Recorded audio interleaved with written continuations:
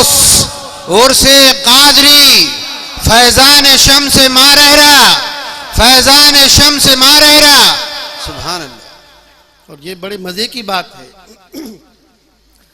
कि याद रखिए कि इस रुए जमीन पर शम्से मारहरा के नाम पर मुनक़िद होने वाली तारीख की ये पहली कॉन्फ्रेंस है।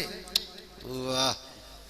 ये कॉन्फ्रेंस हो रही है तो वो कॉन्फ्रेंस शम्से मारहरा कॉन्फ्रेंस हक है बेशक। तारीख में पहली मर्तबा सरजमीन बदायूं को नसीब। वाह वाह वाह वाह। आपने तो दाद दे दी तस्लीम भाई जी, मगर ये गौर नहीं किया कि ये हमारे बस की बात नहीं, ये तो उनके हुस्ने इंतिखाब की सुभान बात। अल्लाह सुभान अल्लाह। बेशक बेशक। वाह। इस पर भी तो गौर करो कि अपने नाम की पिछले 200 साल में कॉन्फ्रेंस मुनक़िद कराने के लिए निगाहे शम्से मारहरा ने इसका इंतखाब किया। वाह वाह वाह वाह। सुभान अल्लाह सुभान अल्लाह। ये उनके इंतखाब की बात है, उनके चुनाव की बात है, जिसको चुन ले। है। तो अपने मौलवी अब्दुल मजीद के झाड़ू देने वालों और जारूब कशों को अपनी इस खिदमत पर मामूर कर दिया। अहले इल्म तशरीफ फरमा है। ये बड़ी अजीब व गरीब बात है हजरत मुफ्ती साहब। अकाबिर मारहरा में सबसे ज्यादा शम्से मारहरा पे लिखा गया। तारीख में जितना ज्यादा उन पर लिखा गया किसी पे नहीं लिखा गया। आसार अहमदी उनकी सबाने, गुलशन अबरार उनकी सबाने, तंबीहुल मखलूक उनकी सबाने, 3-4 सबाने। मगर ये कितनी हैरत की बात है कि उनके विसाल को 200 साल गुजर गए और आपकी एक भी सबाने आज तक शाये नहीं हुई। सारी कलमी है, कुतुबखानों के अंदर है, शाये होके नहीं आई। बरसों से ये ख्वाहिश थी और ये समझता था कि शायद 200 साल से शम्से मारहरा ने इस काम को इसलिए रोक दिया कि उनकी मर्जी ये है कि इस काम को, इस खिदमत को उनके मौलवी अब्दुल मजीद की गली में घूमने वाला एक कुत्ता अंजाम दे।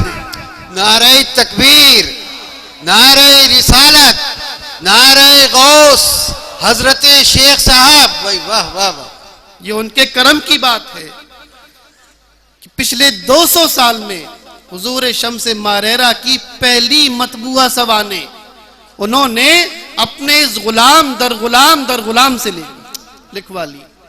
तस्करे शम्से मारहरा के नाम से मैंने इस शम्से मारहरा कॉन्फ्रेंस के लिए खुसूसियत के साथ एक किताब मुरत्तब की है, जिसका इजरा भी इंशाअल्लाह बुजुर्गों के हाथों से होगा। जब बात बदायूं की चली तो याद रखो,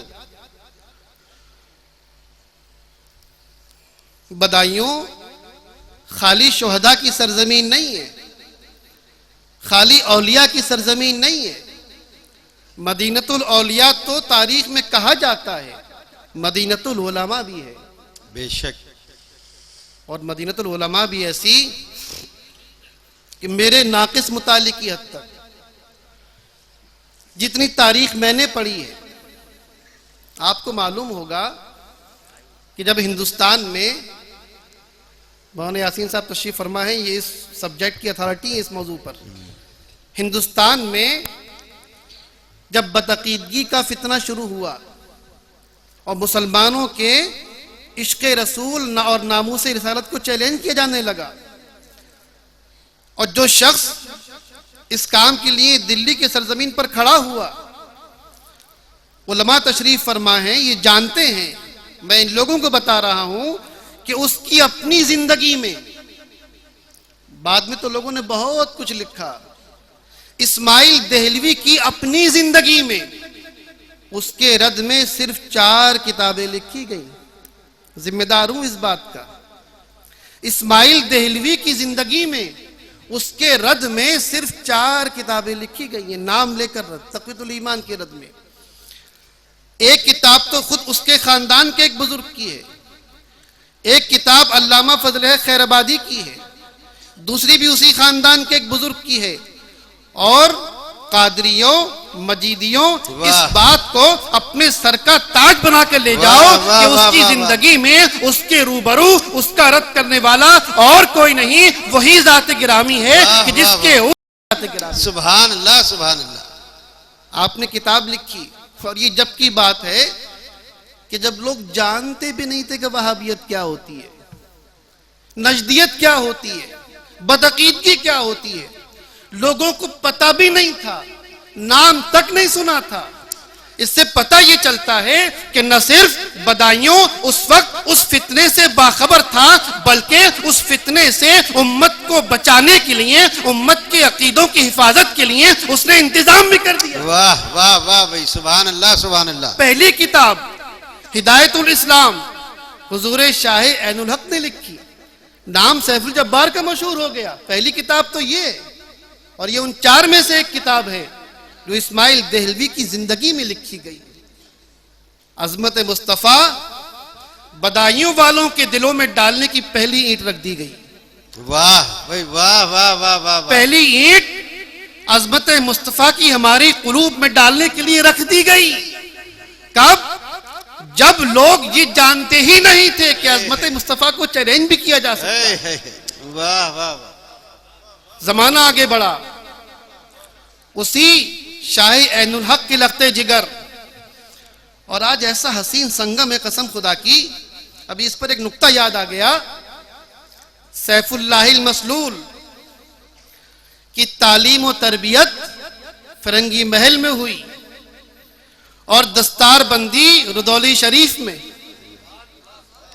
भाई वाह वाह। क्या किरानुसादैन है। सैफुल्लाहिल मसलूल की तालीम फरंगी महल में, और तालीम के बाद जब तकमील हुई और दस्तार बंदी की रस्म अदा की गई तो लखनऊ में नहीं बल्कि उनके उस्ताद हजरत मुल्ला नूर फरंगी महली उनको अपने साथ रुदौली शरीफ के उर्स में ले गए। और उस उर्स की महफिल में उलमा और अपने वक्त के अजिल्ला उलमा की मौजूदगी में उनका इम्तिहान लिया गया। जब मुल्ला नूर का वो शागिर्द उस इम्तिहान में कामयाब हुआ तो उन उलमा के हाथों और रुदौली शरीफ के उनके जो जानशीन थे उनके हाथों उस बच्चे की दस्तारबंदी हुई। बड़ी खुशी की बात है कि उन दोनों खानवादों के चश्मो चिराग यहाँ मौजूद है। सुभान अल्लाह, सुभान अल्लाह। फिरंगी महल से हजरत मौलाना मुफ्ती अबुल इरफान फिरंगी महली साहब क़िबला तशरीफ फरमा है। हजरत ने फरमाया कि हमारे दादा के उस्ताद ज़ादे, मैं आपका इस्तकबाल करता हूँ। अलकाब तो बहुत लंबे हो जाएंगे। शेखुल आलम साहिब तोशा मुजद्दिदे सिलसिले चिश्तिया साबरिया, गलत तो नहीं कहा हजरत मैंने? साबरी सिलसिला था कहाँ, मरा यकशम्स काफिस, ये फरमा दिया था। उनके सैकड़ों हजारों खुलफा और निजामी सिलसिला कहां से कहां पहुंच गया। और जब उनसे कहा कि साबिर पियासे कि आपने खिलाफत किसी को नहीं दी, मरा एक शम्स काफी, एक शम्स काफी है, समिट के रह गया था। लेकिन यह हजरत शेखुल आलम शेख अब्दुल हक रुदौलवी का फैज है कि आज सिलसिले साबरिया निजामिया से कम नहीं है। जितनी खानकाहें, जितनी शाखें निज़ामिया की हैं उतनी ही साबरिया की भी हैं।